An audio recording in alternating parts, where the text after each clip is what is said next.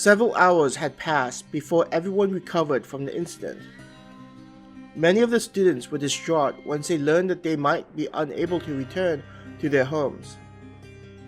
Hyun did a good job at trying to reassure the students, giving them hope that they may be able to escape their present circumstances.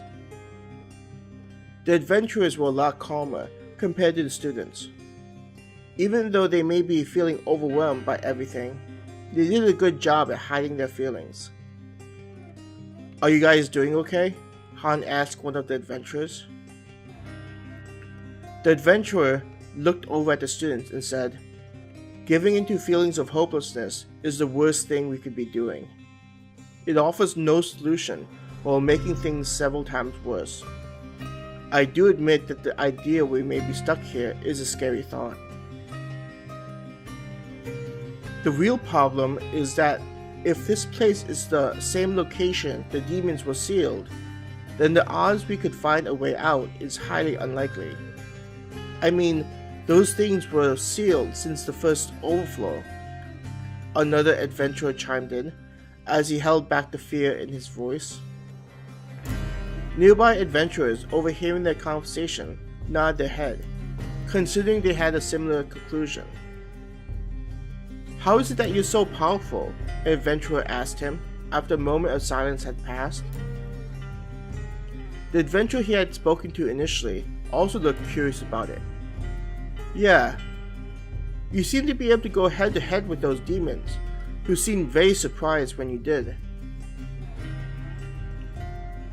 "That is because I am a god." He looked at the adventurer with a serious expression. Everyone fell silent after hearing his comment, but they began laughing at what he said. Han also joined in on their laughter. "You're a pretty funny guy. I don't know how you're so strong, but we're very fortunate you were. My name is Klaus. He's well, and he's Frank." The adventurer he first talked to introduced himself. "It is nice to meet you. You can just call me E. And obviously, you know that I am a student at the academy," he joyfully said to them. Sometimes the best way to hide something was just to tell the truth, though if it did come out, then he wouldn't worry about it. "E," Hyun walked out to him, nodding to the adventurers.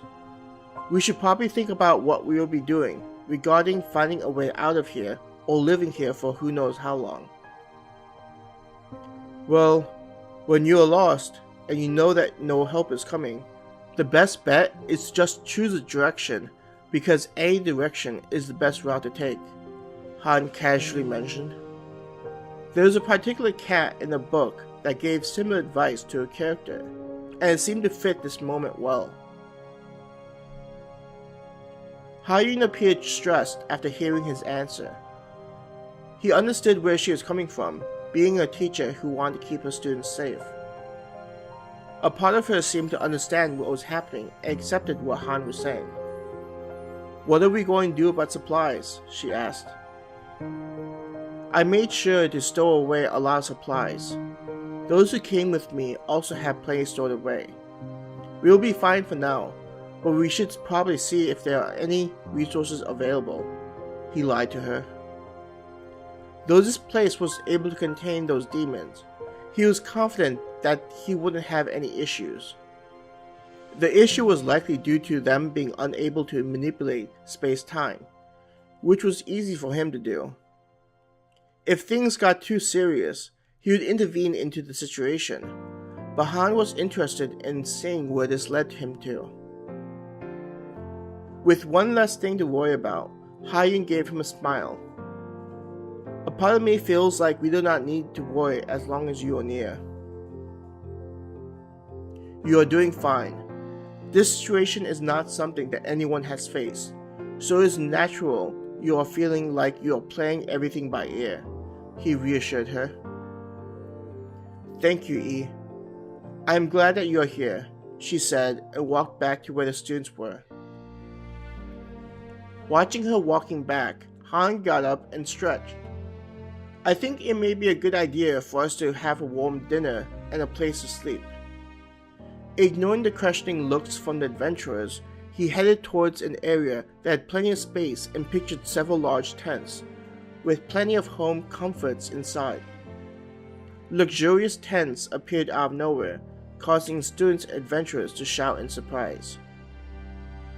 Looking at the tents with pride, he snapped his fingers and tested out a theory of his. Several maids appeared and bowed their heads. "You have summoned us, master?" the leader asked. "Have the chef cook up enough food to feed everyone here. There is no rush, but I would prefer it to happen sooner rather than later," he instructed her. Just as quickly as they came, they disappeared. "What were those things?" Ha-Yun came running up to him. The shock was written all over her face. "You already know that I have some skills in summoning magic, and those were creatures I made a pact with. They have the ability to prepare food and help with supply issues," he blatantly lied to her. "I have never heard of summoning magic being used by a person, other than in legends, let alone what you just did." She refused to accept his half-hearted explanation. "Do not mind the small details. Let us just say that my bloodline has a bit more power than the average magic family," he dodged her question. "No, I want an explanation now. There are just too many things that are connected to you that do not make sense." She vehemently denied his escape path. Seeing Brittany and his creations heading towards him, reacting towards Ha-Yun's outburst, he motioned them to stop. Looking at Ha-Yun glaring at him, he sighed and thought it might be a good idea to throw her a doggy bone. "Fine, I will answer a little of your questions." Raising 3 fingers, Han said, "You get to ask 3 questions." A part of him felt like those mythical creatures on Earth who were forced to make deals with humans that found them. He indicated for her to enter the nearest tent, where he proceeded to sit at one of the many sofas. This was designed for a large group, so there were plenty of couches. While Ha-Yun was amazed by the interior, he quickly thought of believable lies he could tell.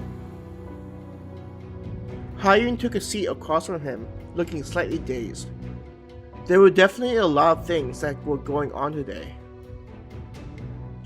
"What are your 3 questions?" Han leaned back into the sofa.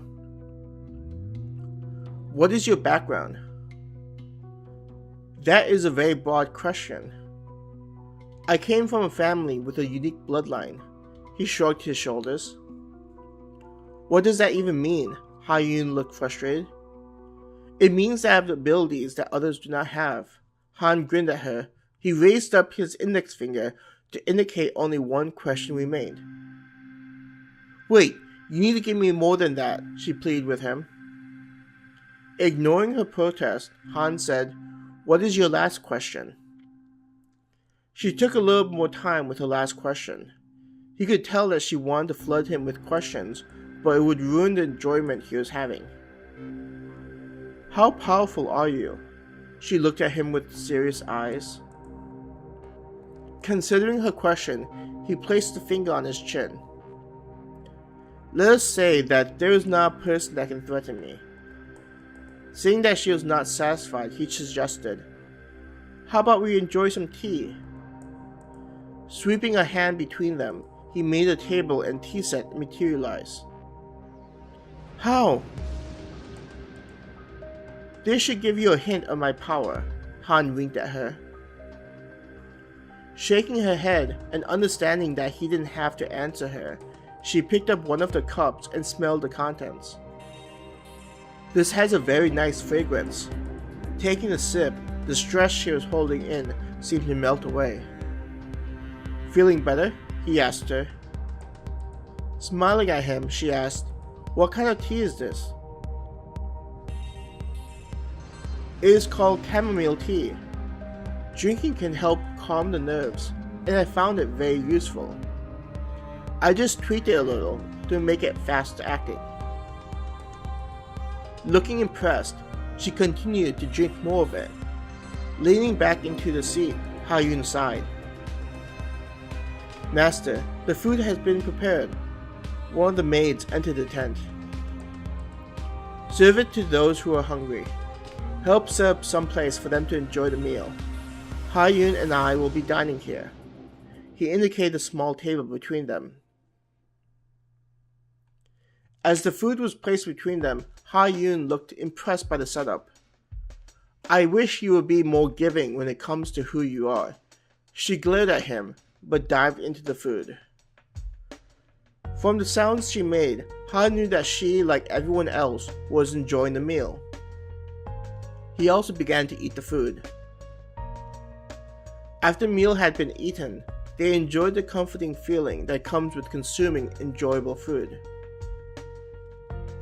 "E, do you really believe that everything will be okay?" Ha-yoon asked him, as she lay on the sofa and stared at the ceiling.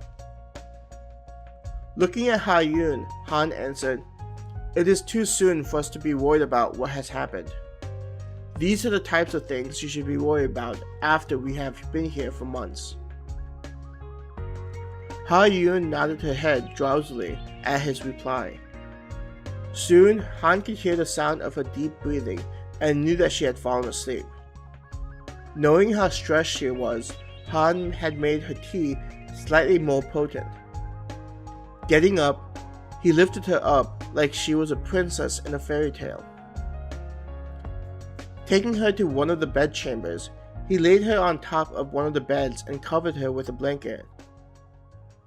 As he was walking away, about to tell one of the maids to let her sleep in peace, Ha-yoon suddenly said, "Please, don't hurt me.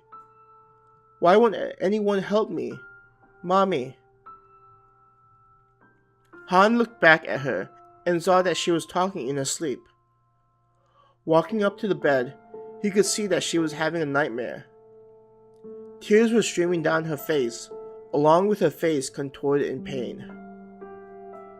Making a chair appear next to the bed, Han sat down and took Ha-yoon's hand into his own. "I am here. You are safe. I won't let anyone harm you," Han gently whispered as he stroked her hand. Hearing his soothing words, her face slowly relaxed. No longer did she look to be suffering, and instead reminded him of a certain princess sleeping in a castle.